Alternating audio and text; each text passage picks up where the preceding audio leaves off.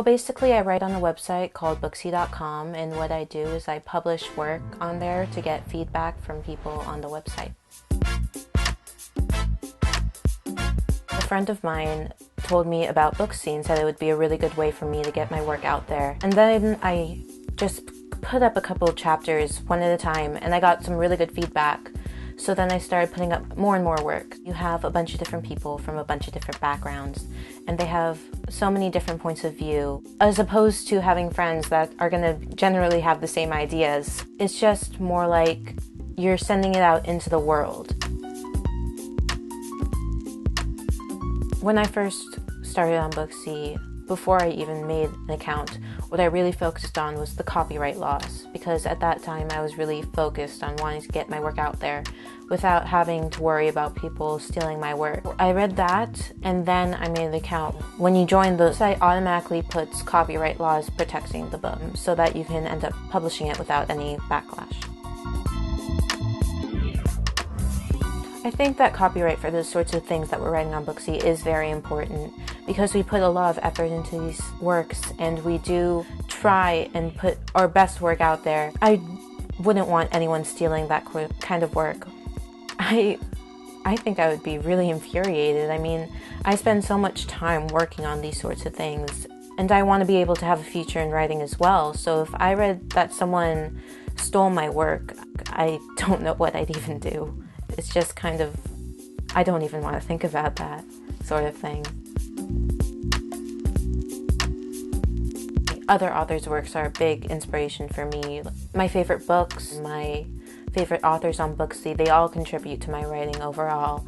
Their writing styles and the way that they communicate their message really all end up being thrown into my own work. The thing is with getting influenced by a certain author is that you're not stealing their plot line.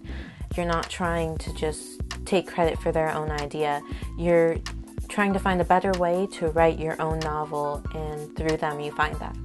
I mean, I don't want to have to steal anyone else's work or to have them feel like I stole it. I mean, I know how that feels being an author on the website. So I know that it can't be a good feeling.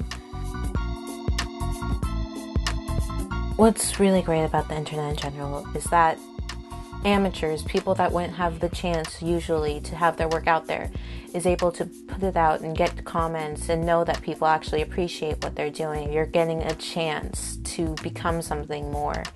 And it is exciting. It's so exciting to be able to see people appreciating what you do. Whereas if you were just keeping it to yourself, it would be just with your friends and your family.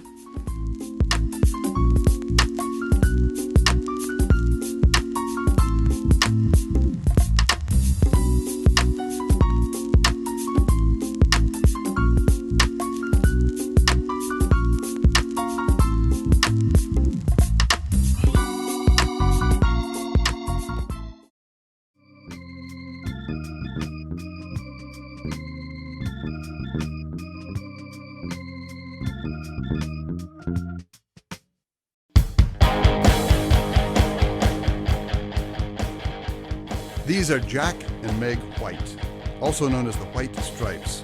They're a band from Detroit. They make rock and roll without a bass guitarist. This is Steve McDonald of the veteran band Red Cross. Steve thought the White Stripes could use a bass player, so he appointed himself. He took the White Stripes album, called White Blood Cells, and re-recorded it, laying a bass track down on every song. Then he released the results as MP3s on Red Cross's website.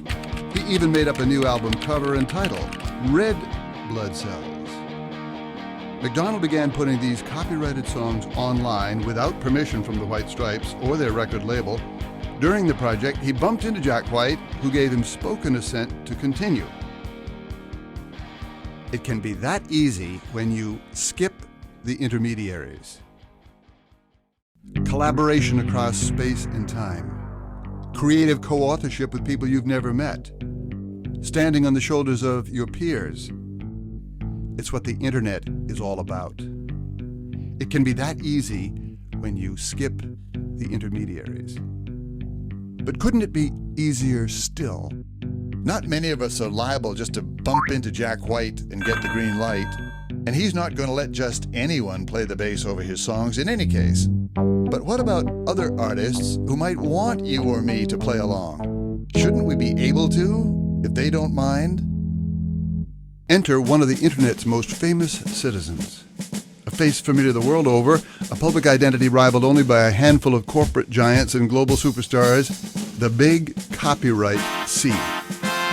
Everyone knows what Big C stands for. Big C means all rights reserved. Big C means ask permission. Big C protects copyright owners and notifies the rest of us of their ownership. Time was when you had to put Big C on anything you wanted to copyright, or else it entered the public domain, the commons of information where nothing is owned and all is permitted. You had to put the world on notice to warn them. That was Big C's job, and it was a useful one. What changed? The law. By the late 1980s, U.S. law had changed so that works become copyrighted automatically the moment they're made.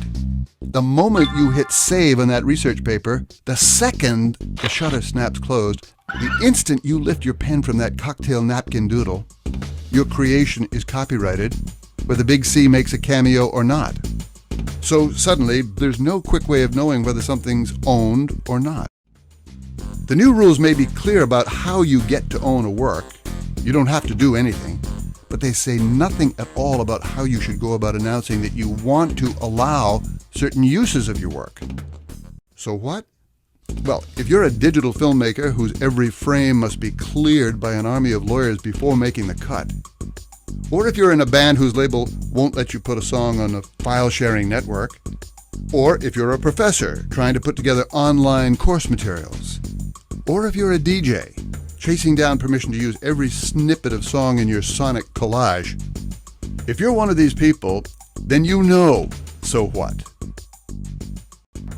We interrupt this brainstorm to call the lawyers.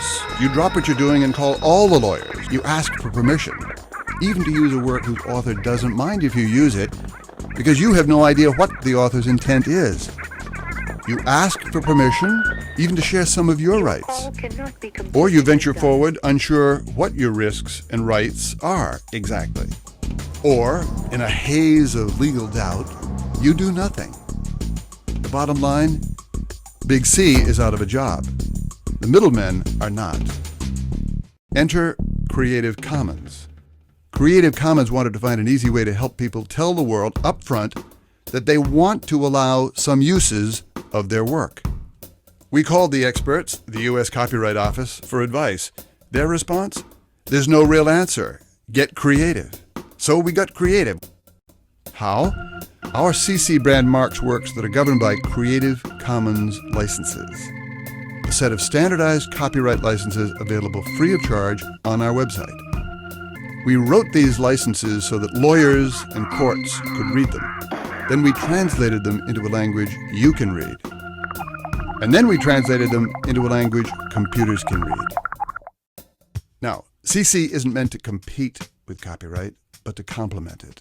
It allows you to retain your copyright while granting the world permission to make certain uses of it upon certain conditions. If the Big C is like a red light, then CC is a green light. If the Big C says no trespassing, the double C says please come in. If the Big C says all rights reserved, CC says some rights reserved. So you can use the powers of the net to find works free to share and build upon, and to invite other people to transform or trade yours so that you can get creative, not only with what you make, but how you make it available, so you can collaborate across space and time, so you can be a co-author with someone you've never met, so you can stand on the shoulders of your peers, all without asking permission, because permission has already been granted. Creative Commons. Get creative. It's easy when you skip the intermediaries.